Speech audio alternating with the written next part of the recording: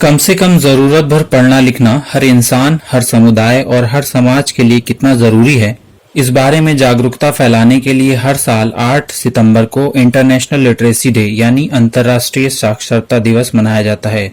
इस अवसर पर विषय से संबंधित इस्लाम धर्म की कुछ शिक्षाएं आपकी जानकारी के लिए सेवा में प्रस्तुत हैं। आप जानते हैं कि 2011 की जनगणना के आधार पर हमारे देश भारत में इस्लाम का नाम लेने वालों में साक्षरता का प्रतिशत केवल 57.3 है और ऐसा कहा और समझा जाता है कि ये स्थिति इस्लाम धर्म की शिक्षाओं के कारण है। लेकिन इसके विपरीत वास्तविकता यह है कि मुसलमानों की ऐसी स्थिति इस्लाम के मूल स्रोत कुरान के अनुवाद को ना जानने के कारण है।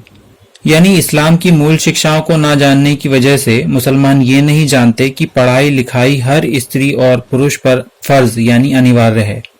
एक और वास्तविकता यह है कि 80% से अधिक मुसलमानों ने कुरान को समझकर नहीं पढ़ा या नहीं सुना है और वे इसलिए मुसलमान हैं कि उनका जन्म ऐसे ही घर में हुआ है जैसे वे हैं।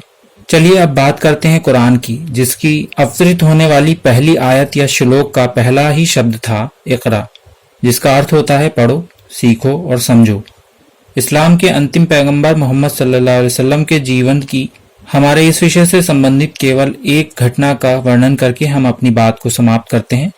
जब इशदूद के विरोधियों ने सेना लेकर आप पर चढ़ाई कर दी और आपको बद्र की जंग करनी पड़ी, तो मुसलमान भी बहादुरी से लड़े और विजयी रहे। साथ ही शत्रु सेना के 70 सिपाहियों को भी बंदी बना लिया।